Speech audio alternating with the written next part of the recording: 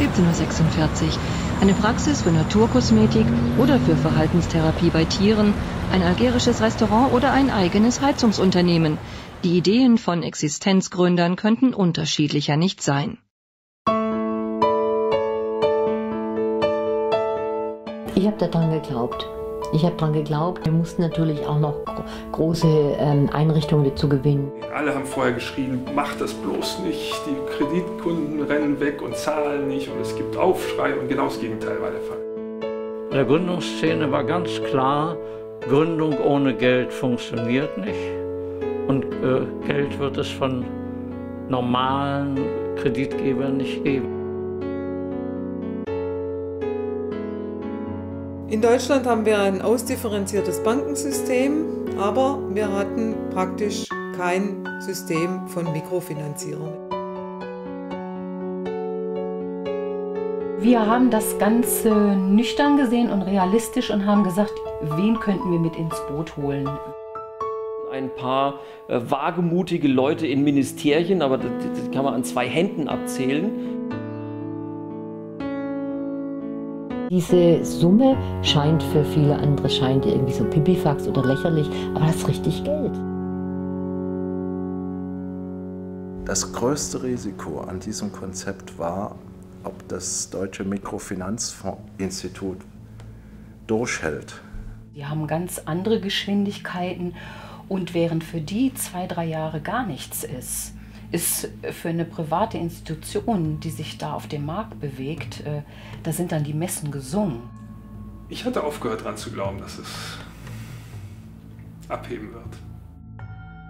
Wir hatten vor dem Stuttgarter Auftrag rund 8 Organisationen und wir hatten 250 bis 300 Kredite. Und zwar in einem gesamten Zeitrahmen von 2004 bis 2007. Man könnte auch sagen, wir haben was auf Schiene gesetzt, aber es war kein Ergebnis zu sehen. Es hieß, ihr glaubt ja selber nicht mehr dran. Wenn einer eurer guten Köpfe hinschmeißt. Ich könnte jetzt flapsig sagen, die Hoffnung stirbt zuletzt, aber ich sage es andersrum. Damals, ich habe auch die Zahl 300 im Kopf. Also es gab schon zwischendurch Fragen, ob das wirklich Sinn macht, dieses Projekt weiterzuentwickeln, zumal es natürlich auch für uns mit einer ganzen Reihe von Aufwand verbunden war.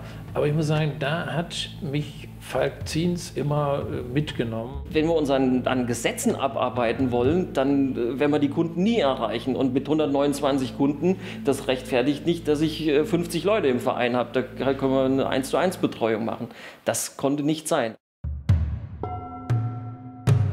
Dieses System mit Kleinkrediten hat in Bangladesch funktioniert, aber es funktioniert auch in Deutschland. Oliver Förster arbeitet für das Deutsche Mikrofinanzinstitut. Herr Förster, wer nimmt bei uns denn diese Kleinkredite in Anspruch? Es sind eigentlich 2 Gruppen von Menschen. Und wir waren dann in der Planung fürs nächste Jahr und dann haben wir gesagt, ja, jetzt 129, und das war für niemanden ein motivierendes Ziel zu sagen, okay, nächstes Jahr haben wir vielleicht nochmal 100 Kredite.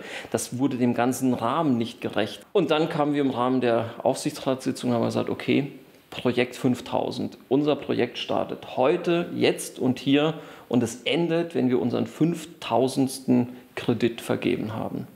Es mag für eine Bank traditioneller Art verdammt schwer vorstellbar sein, dass man einen Kredit vergibt und eine Rückversicherung übereignet. Das ist genauso skurril wie mit 250 Krediten zu sagen, wir machen jetzt 5000, sind erfolgreich.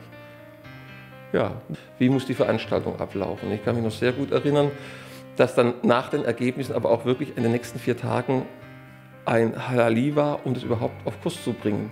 Es mussten noch ganz besondere Dinge kreiert werden, zum Beispiel den Stuttgarter Auftrag der Politik zu übergeben. Das wollen wir als Ziel erreichen. Wir haben ein Riesenplakat gehabt, wo erstmalig die Unterstützer dieses Projekts 5000 unterschrieben haben. Gerade in Stuttgart, wenn eine Frau Bräuninger der Schirmherrin ist, dann tut sich auch die Politik leichter. Dann tun sich die Banken leichter. Das ist so wie ein Zeichen. Und ich denke, mit diesem Pfund muss man auch wuchern. Wuchere ich auch. Das war sicherlich eine ganz zentrale Veranstaltung, in der wir uns gerne eingebracht haben als L-Bank. Das ist auch unsere Aufgabe. Und aus heutiger Sicht diese Veranstaltung auf jeden Fall zur Folge hat, dass der Drive in der Mikrofinanzierung ganz stark Fahrt aufgenommen hat. Dann ist das eigentlich eine kritische Größe, bei der dann niemand mehr sagen kann, das ist nichts, sondern es ist eine Erfolgszahl, mit der man arbeiten kann.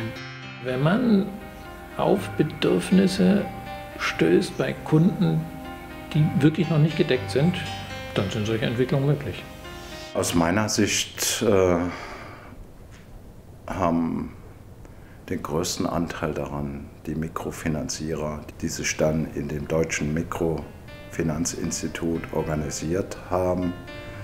Einen sehr großen Beitrag hat auch die Gesellschaft für Leihen und Schenken, also die GLS Bank, geleistet.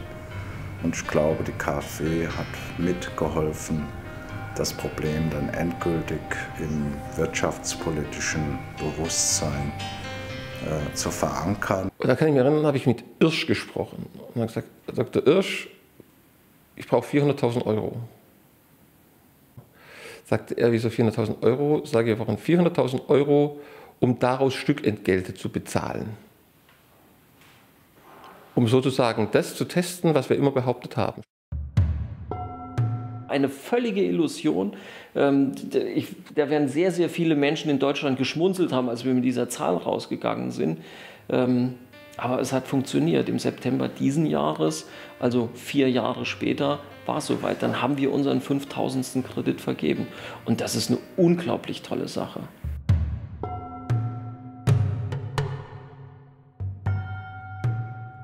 Neue Konzepte zu entwickeln, neue Modelle zu entwickeln. Welche Rahmenbedingungen braucht eigentlich so ein Mikrofinanzierer, dass es nachhaltig zu einem Geschäft wird? Jetzt nicht auf irgendeinen Big Bang hofft, wo man plötzlich aus 5.000 50.000 Kredite machen kann, sondern dass man an diesen Stellschrauben weiterarbeitet, die nötig sind. Und so könnte man sich auch in Deutschland fragen, wer möchte wirklich was dazu tun, dass Menschen sich in die Selbstständigkeit begeben und dass die quasi ermutigt werden und dass die einen ungesicherten Kredit kriegen. Und wenn wir das zeigen können, dass da auch ein Glaube ist an diesen Prozess, dann denke ich, müssten viele Leute Interesse haben, ihr Geld dort anzulegen. Das System braucht mehrere Alternativen. Es braucht eine zweite und eine dritte Bank, um einfach flexibler reagieren zu können. Vereinheitlichung, ein Produkt, das ist noch ein Ziel. Ein Produkt bundesweit raushauen. In letzter Zeit haben wir uns sehr stark auf die Kreditvergabe konzentriert und ich denke, im nächsten Schritt müssen wir wieder schauen, was unterscheidet uns von den Banken, was macht uns anders und wie können wir auch unseren Kunden gerecht werden, die mehr brauchen als nur Geld. 50% Vertrieb, auch wenn es die Verwaltungsleute noch nicht so ganz glauben wollen. Wir haben 57 Organisationen. Wenn ich mir das angucke, haben wir ungefähr 200 bis 250 Menschen in diesem Gesamtsystem als Netzwerk, haben alle Fachleute, die wir brauchen, um dieses Thema voranzutreiben.